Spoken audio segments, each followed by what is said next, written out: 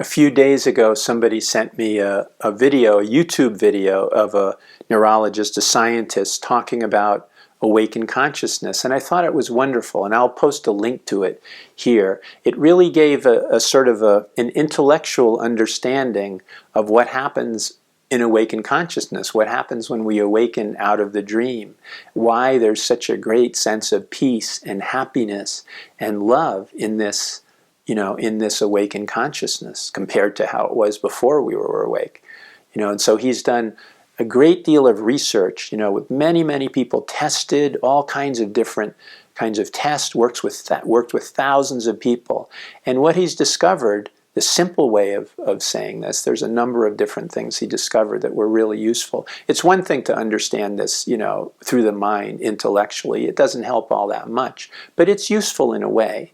And it can help us if we turn this into a practice. So that's what I've done, and I think I can help you do that as well.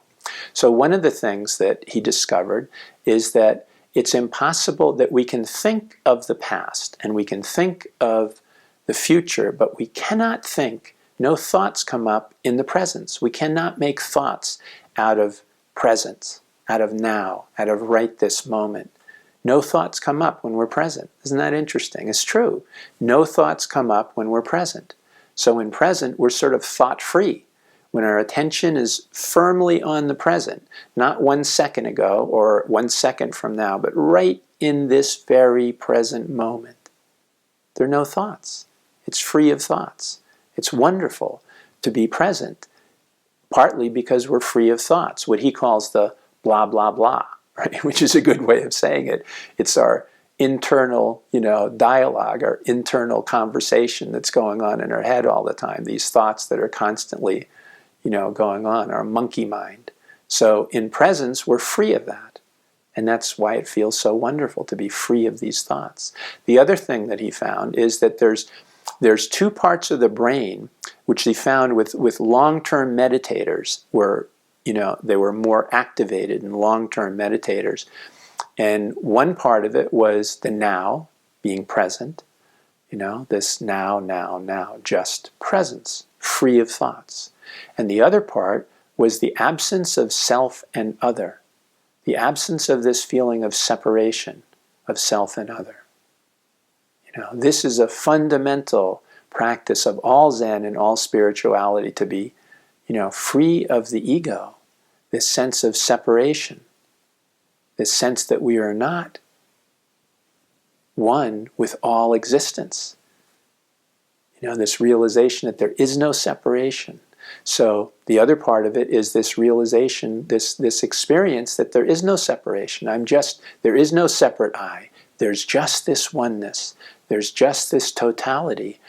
And likewise, in this experience, there are also no thoughts. What would we think? We're aware of everything, of all existence. It's too much to make a thought out of. And we don't want to contain it. It just doesn't make any sense. It just doesn't happen. So in presence, being now, and in this sense of being not separate from anything, both of these states, both of these experiences in the brain, they're two different parts of the brain. But when these are active, we don't have thoughts. The blah, blah, blah, the monkey mind is not happening. It's just not going on. It's wonderful. And so, what he calls the sense of selfing is what he calls it, selfing. So selfing is creating the self and other. I'm a self. And selfing is also creating a self in time. So one of the questions that he asks people, which is wonderful, is not who am I, but when am I? When am I? And when he asked when am I, we realize at any different moment in time, I am a different self. According to my relationships with different people, I'm a different self according to each person that I, relate to. I'm a self, this self when I talk to my boss, this self when I talk to my wife, this self when I talk to my child, this self when I talk to the checkout person in the grocery store. This one when I talk to my parents, this one when I talk to my neighbor. I'm a different self in all these different situations. We cannot find an actual self that's solid across all these different times, there is no self. So this is the self-inquiry that we discover there is no self.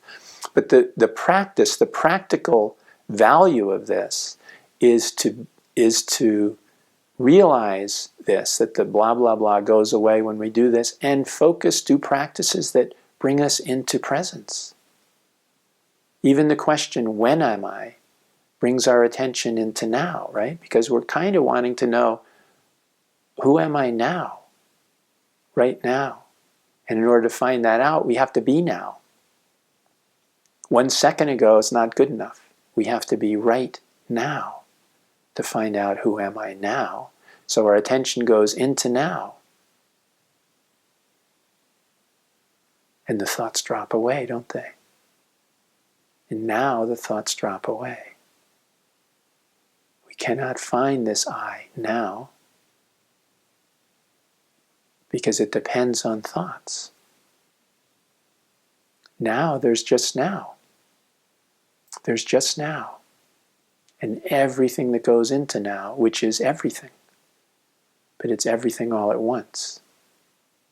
Not compartmentalized and divided up and cut up into separate things.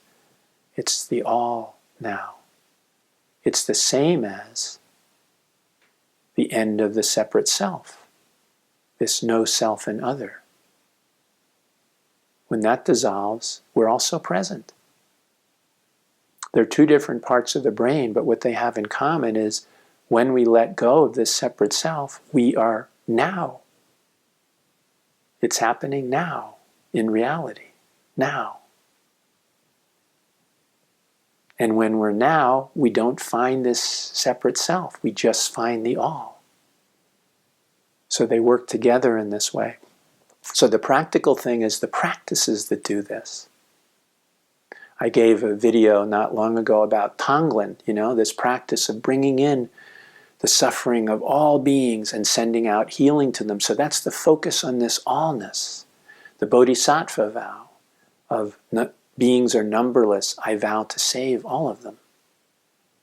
So this is putting aside this separate self and opening our heart into the allness of all beings. Melting into this allness of all beings, melting this illusion away, letting go of this illusion, letting go of this illusion. When we let go of this illusion of a self, there just is this non-separation oneness.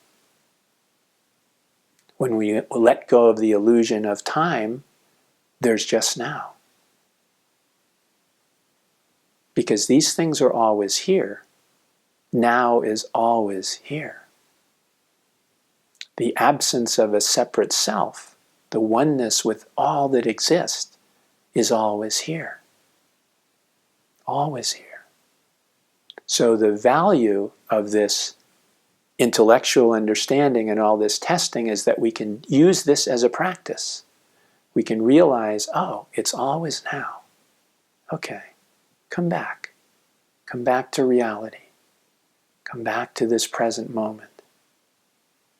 When we have some judgment about a person, or we're thinking about the horrible state of the world, or this person did this and this person did that, we can bring ourselves back to reality, because we're not going to feel good when we do that, do we? We don't feel good. We're angry, agitated, uncomfortable, depressed. When we bring ourselves back to reality, all that goes away, and we're just in reality. It's just oneness, as it always has been. So knowing what the brain does, we can bring ourselves back to this reality. There's so many different practices, and I've given many of them. You can find them on my website.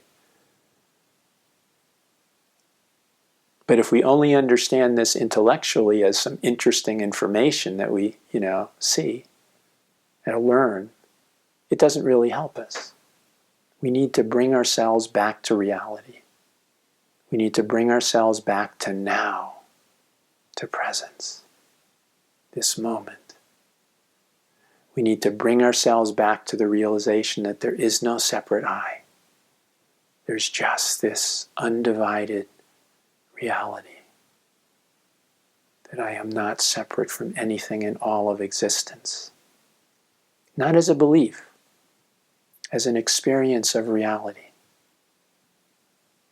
So I hope you enjoy this talk. The fellow, I don't remember his name right now, but he's done a lot of really good research, and he's also experienced this awakened state, which is a help too. I don't know if he's experiencing it while he's talking. It doesn't seem like it, but still he's giving this wonderful information to us, and we can use this information to practice with this directly to help us come back to this reality, just to return to reality, to return to what's real, not be so distracted by our thoughts. And while we're in reality, our thoughts are not going to distract us, do they? When we're now, we don't have thoughts. There's just now. When we're one, when we're in this undivided reality and we're not a separate I, we don't have thoughts. There's just this. Just this. How wonderful.